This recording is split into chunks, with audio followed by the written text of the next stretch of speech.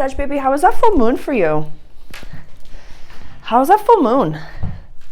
How was it? How was it? Tell me all about it. Comment below. Good, bad, and ugly. Spicy. Today we're talking about the new moon that we have coming up in Gemini, in your 7th house of relationships. And as the title says, I want you to shoot your motherfucking shot. I do.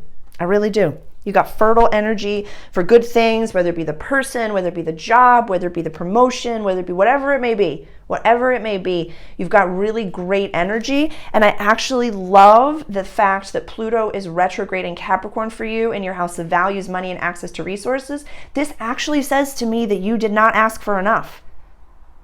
We've talked for a while now about how someone gets paid to do that you are the perpetual hype person, that you are such the life of the party. You and Gem, I just can't even handle. I just can't even handle how fucking fun and beautiful are, but you know a motherfucking thing or two about a motherfucking thing or two.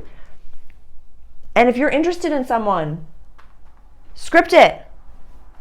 Talk about it. Tell the universe, tell the God of your understanding that you want to be in that relationship with them, that you want that job. We have Mercury also in Gemini right here. So information's coming in hot, all the different things. Plan it out. I know, I lost you. Plan it out, but declare it a little bit. Tell the person that you love them. Tell the job that you're really invested in, that you're really invested in it, and you would like more responsibility, you'd like more money. If you have been wanting to move in with your partner, talk to them about it.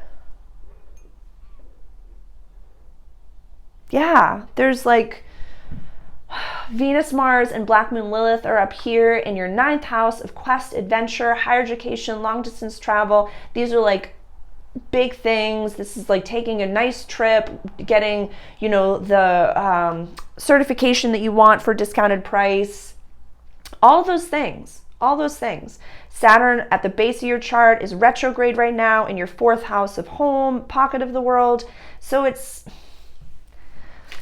one of the books that I was reading, or one of my reference books, calls that you'll have a roof over your head. Yes. But you might not feel at home in your skin.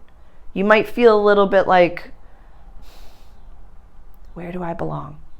Do I belong anywhere? It's a very Sag mentality. I'll put the link to Saturn in Pisces below, because mental health is a big deal right now. We've talked months ago, about having to set healthy verbal boundaries with people. So there's a little bit of when Saturn was in Aquarius and was in your 3rd house of communication, this was March of 2020 to March of 2023. So look at the way that you really had to step up and communicate. You really had to step up and set your boundaries. Now with Saturn in your 4th house of house and home, your pocket of world and safety, this is the roots of the tree of your life.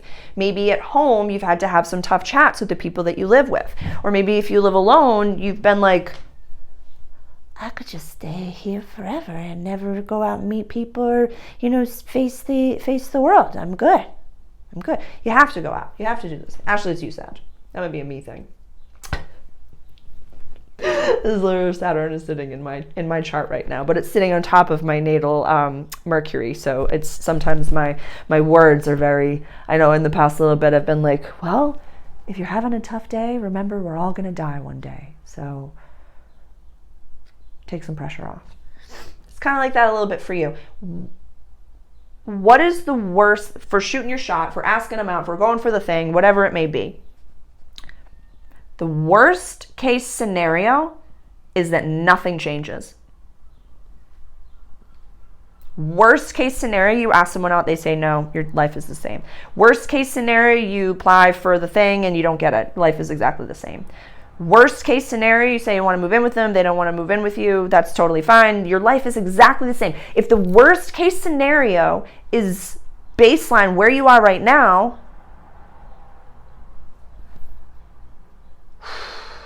Pluto in your 3rd house of communication starting next November is going to be really exciting for you. I feel like you're going to really be learning and transforming how you communicate in a way that feels like a badass. like a badass business owner, CEO, leader of the pack. Like you're going to step into your vibe of being a leader in a way I don't think you ever have, baby. I don't think you ever have before. That's exciting. I'm really excited for you. And Jupiter is in your 6th house of everyday life and practical service. We have Uranus in there as well. So this is abundance, beautiful things, and then things happen galactically quickly. You know, Uranus is quick. It's in Taurus, yes, which is chugga chugga. But Jupiter in the mix over here, it just says to me, like, your everyday life that is blissful and perfect in your mind's eye is available. That place, that vibration, it exists on this planet because you exist. Remember that. Remember that. The person, your ideal partner, exists on this planet because you exist. Your ideal home exists because you exist. Your ideal job, relationship, community, it all exists on this planet because you exist on this planet. You wouldn't have come, your consciousness would not have come here to live 8 out of 10.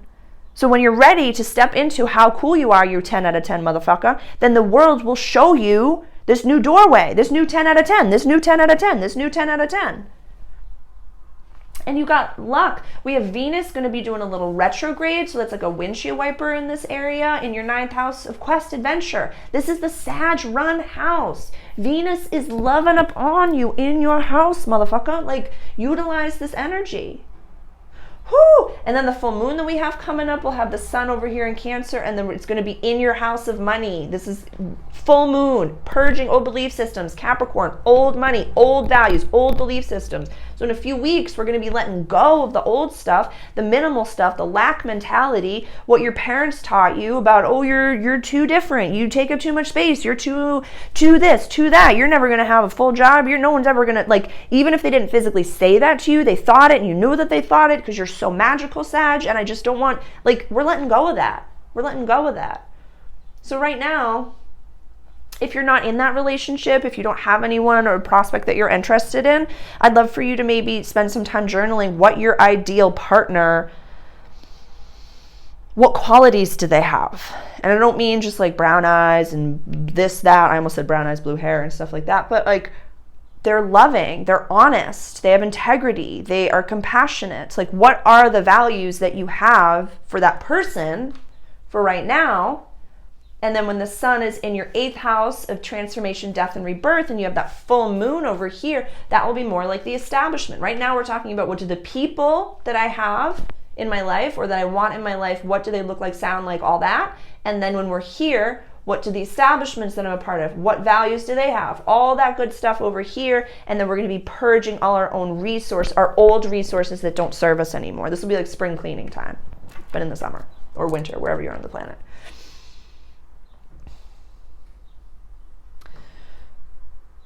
Next month, the North Node is going to be going into Aries, into your 5th house of play, and the South Node is going to be going into Libra in your 11th house of community, friendships, and wishes for the future. So the South Node is our collective purging of old past lives and what doesn't serve us as a collective, and the North Node is our future collective destiny. So this is going to be a fun summer for you, fun summer. And the South Node will remove hella high water, the people, the situations, the communities that you are not meant to be a part of. They're not serving you. So the South Node in your 12th house, the removal of people and situations has been painful, Sag. It has not been easy. I just got a full pang of what you might be feeling right now. And it feels so, how do I say? It feels very to the core. It feels like even if that person was, or the situation was topical or a new friend or something like that, it just came in hot and it left hot. And the South, it's at 1 degree of Scorpio right now. Because they move backwards, that's technically like the anaretic degree of this, it's the last degree of this transit. Started here, I think 16 months? Yeah, it's like a year and a half. And so this is the last degree, the first degree, but the last degree of this transit in the sign of Scorpio, purging old sexual things, think of the scorpion's tail. So if something has been removed from you, it's because it was toxic. and it was not meant to be in your legacy. And it was a quick, efficient lesson, quick little soul contract, in, out, done, bing, bang, boom, and it's over.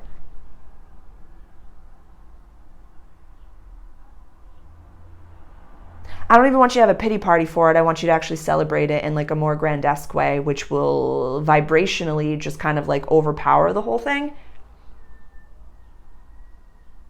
Yeah, I want you to have fun, but it's you. Shoot your motherfucking shot, honey. Shoot your shot. Worst case scenario, nothing in your life changes.